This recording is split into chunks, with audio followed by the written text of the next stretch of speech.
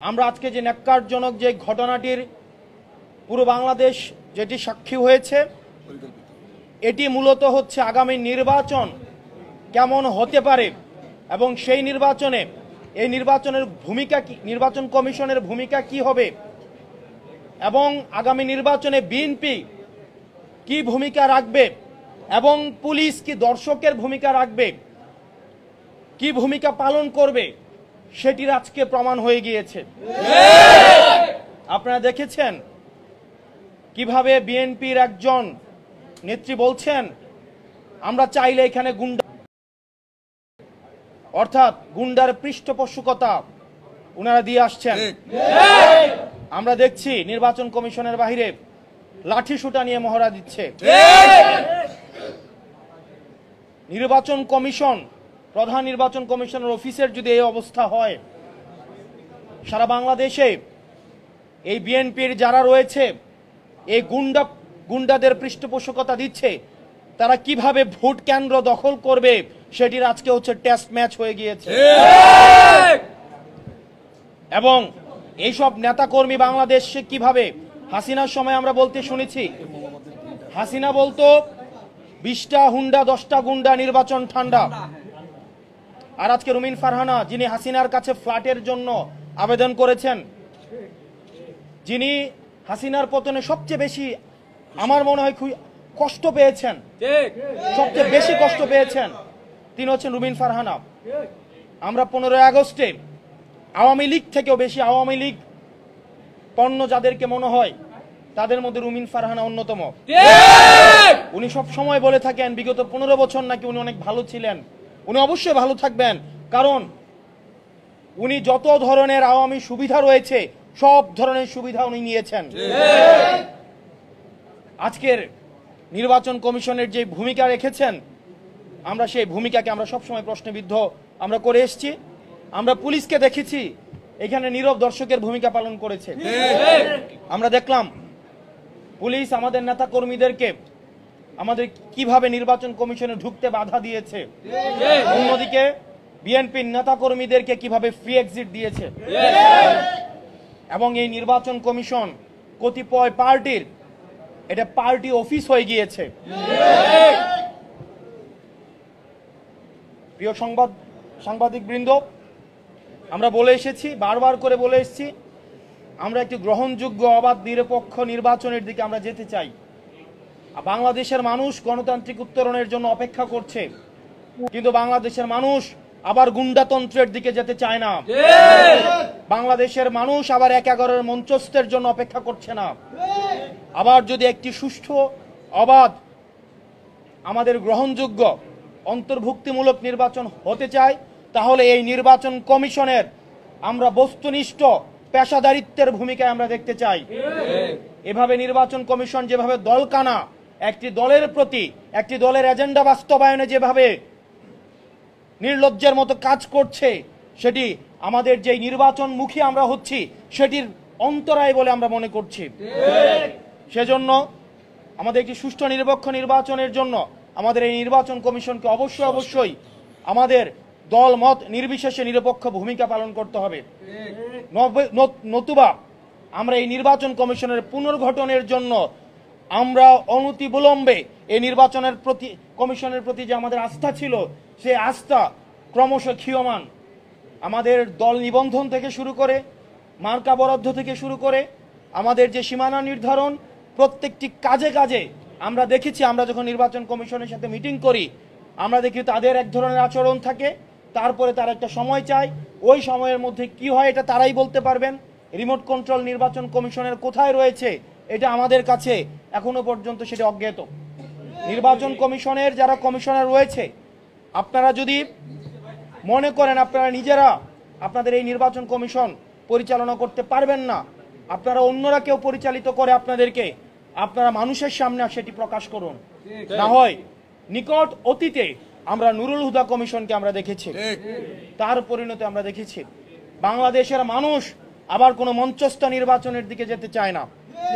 এবং বিএনপির আওয়ামী বিষয়ক সম্পাদক রয়েছেন অনেকেই, যারা আওয়ামী লীগ থেকে বেশি আওয়ামী লীগ, বিএনপির আওয়ামী লীগ বিষয়ক সম্পাদক যারা রয়েছেন তাদের মধ্যে অন্যতম রুমিন ফারহানা আওয়ামী লীগের সুবিধাভোগী, আওয়ামী লীগের ফ্ল্যাটভোগী এবং যারা গুন্ডা দিয়ে নির্বাচন কমিশনকে ঠান্ডা করে দিতে চায়, যারা একটা প্রেসক্রিপটিভ ইলেকশনের দিকে আবার যেতে চায়, আমরা এই বিএনপির আওয়ামী বিষয়ক সম্পাদকদেরকে বলবো, আপনারা জনগণের পালসকে বুঝুন, 24 পরবর্তী জনগণের পালসকে বুঝুন, নতুবা আবার বাংলাদেশের সংকটের দিকে যাবে।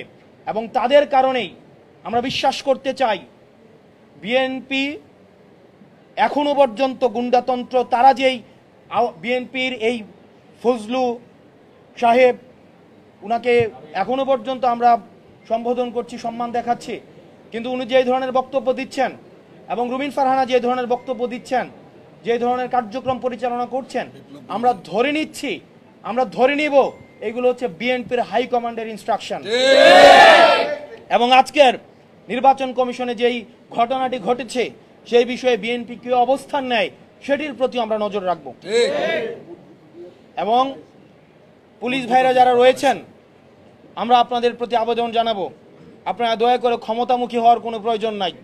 আপনারা দেখেছেন নির্বাচনের আগের রাতে যে ওসিরা, যে এসপিরা, যে পুলিশরা টাকা খেয়ে নির্বাচন করে দিয়েছে, আমিরামিন নির্বাচন করে দিয়েছে, তাদের আজকে পরিণতি কি হয়েছে। আপনারা জনগণের পক্ষে থাকেন, জনগণ আপনাদেরকে বাঁচাবে, কোন রাজনৈতিক দল আপনাদেরকে শেল্টার দিতে পারবে না। যদি জনগণ আপনাদের পাশে থাকে তাহলে এই হুন্ডা গুন্ডার রাজনীতি বাংলাদেশে আর পুনর্স্থাপিত হবে না। আমরা এই গুন্ডার রাজনীতি আমরা ভারতে পাঠিয়ে দিয়েছি। এখন এই রুমিন ফারহানারা যদি সেটি আবার বাংলাদেশে রিহ্যাবিলিটেট করতে চায় তাহলে হাসিনার প্রতি তাদের যে আন্তরিকতা, তাহলে হাসিনা যেখানে আছে তাদেরকেও সেখানে চলে যেতে হবে।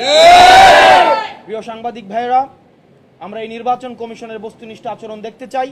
না হয় এই নির্বাচন কমিশন পুনর্গঠনের জন্য এই নির্বাচন কমিশনের আমাদের যে পিক অ্যান্ড চুজ পদ্ধতিতে নির্বাচন কমিশন গঠিত হয়েছে, এই নির্বাচন কমিশনে বিভিন্ন পক্ষের লোক রয়েছে।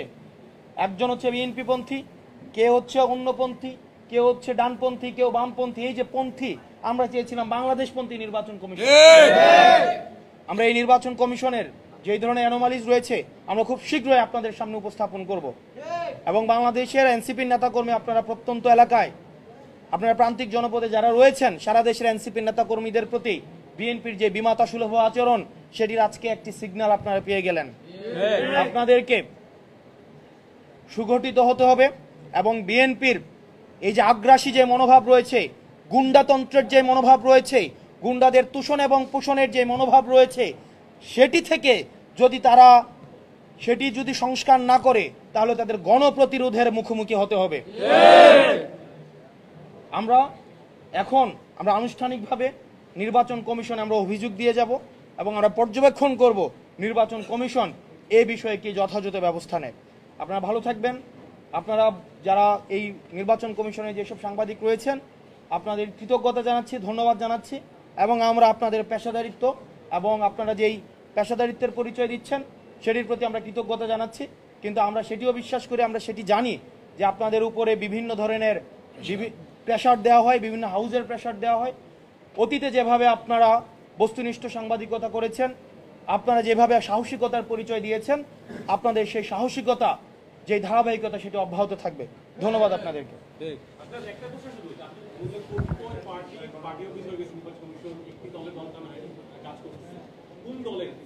আপনারা তো দেখতেই পাচ্ছেন এবং সেগুলো আপনাদেরকে খুঁজে বের করতে হবে। আপনারা যারা সাংবাদিক রয়েছেন আপনাদেরকে খুঁজে বের করতে হবে যে আসলে বিএনপি এবং জামাত সহ অন্যান্য যে রাজনৈতিক ক্রিয়াশীল যে রাজনৈতিক দলগুলো রয়েছে তারা এই নির্বাচন কমিশনে কে কতটা কিভাবে প্রভাব বিস্তার করে, এবং যারা এখানে ইলেকশন কমিশনে যে কমিশনাররা রয়েছে তারা ওইসব রাজনৈতিক দলের সাথে কে কিভাবে সম্পৃক্ত এবং কে কাকে মেনটেন করে। শুধুমাত্র তো নির্বাচন কমিশন না, বাংলাদেশের যে অফিসগুলো রয়েছে, সচিবালয় থেকে শুরু করে বাংলাদেশের পুলিশ, বাংলাদেশের যে অফিসগুলো রয়েছে, সেগুলো আমরা শুনতে পাই, এগুলো আপনাদের দায়িত্ব, আপনারা খুঁজে বের করবেন। আমরা শুনতে পাই এগুলো এখন বিভিন্ন জায়গা থেকে নিয়ন্ত্রণ করে। আমরা বেগম দেশনেত্রী বেগম খালেদা জিয়ার পিএস আব্দুল সাত্তার সাহেব, আমরা ওনার নাম শুনছি এখন, উনি নাকি এখন অনেক কিছু নিয়ন্ত্রণ করেন। এবং যে সচিবালয়ের বাইরে নাকি একটা শেডু সচিবালয় এখন স্থাপন করেছে। এখন সেগুলো গণমাধ্যমে আপনারা যারা রয়েছেন আপনাদের সেটি দায়িত্ব খুঁজে বের করা এবং জনগণের সামনে সেগুলোকে উন্মোচিত করা।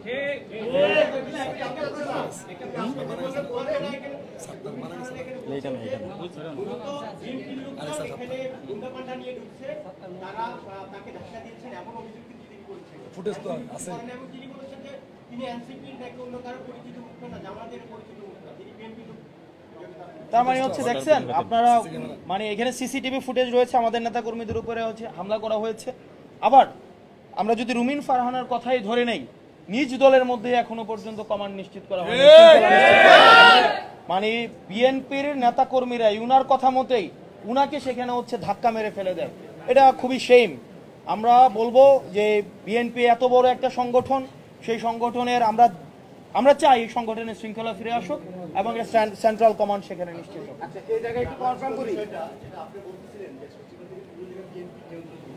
আমি তো বলি না, আপনি তো আমারটা বলে দিলেন, আপনারা সেটা খুঁজে বের করবেন। আমরা শুনেছি, আমরা মিডিয়াতে আসতে দেখেছি, বিভিন্ন জায়গায় আমরা লেখালেখি হচ্ছে। এখানে একটা মিস ইনফরমেশন রয়েছে, আমি পরে খোঁজ নিয়েছি, বিভিন্ন মন্ত্রণালয়ে নাকি প্রত্যেকটা মন্ত্রণালয়ে নাকি ছাত্র প্রতিনিধি রয়েছে।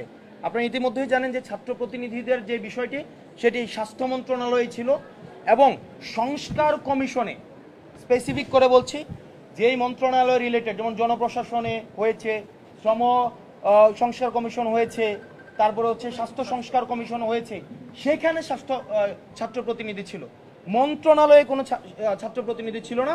এবং এটা একটা কালেকটিভ প্রপাগান্ডা, এবং এই কালেকটিভ প্রপাগান্ডা সেখানে মিডিয়ারও সেখানে দায়ভার রয়েছে। আপনারা কোনো মন্ত্রণালয়ে দেখবেন না যে রুটিন কোনো কাজে কোনো ছাত্র প্রতিনিধি সেখানে নিয়োগ দেওয়া হয়েছে, বরং সংস্কার কমিশনগুলোতে ছাত্ররা যেন সেটা মতামত দিতে পারে, কমিশনগুলোতে সেখানে হচ্ছে ওই সংশ্লিষ্ট মন্ত্রণালয়ের কমিশনে হচ্ছে ছাত্র প্রতিনিধি সেখানে দেওয়া হয়েছে। অবশ্যই করতে পারছে না, অবশ্যই না।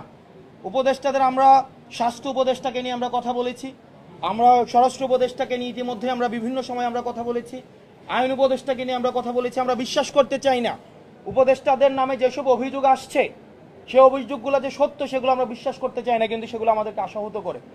আমরা একদম শুরু থেকেই, আমি অগাস্ট মাস থেকে স্বাস্থ্য উপদেষ্টার বিরুদ্ধে কথা বলে যাচ্ছি। আপনারা যদি দেখেন, অগাস্টে যখন আমি খাগড়াছড়িতে প্রোগ্রামে গিয়েছিলাম, তখনই আমি স্বাস্থ্য উপদেষ্টার বিরুদ্ধে কথা বলেছি। অনেক উপদেষ্টার, আইন উপদেষ্টার বিরুদ্ধে অনেক কথা আসছে, সেগুলো গণমাধ্যম এবং আইন শৃঙ্খলা রক্ষাকারী বাহিনী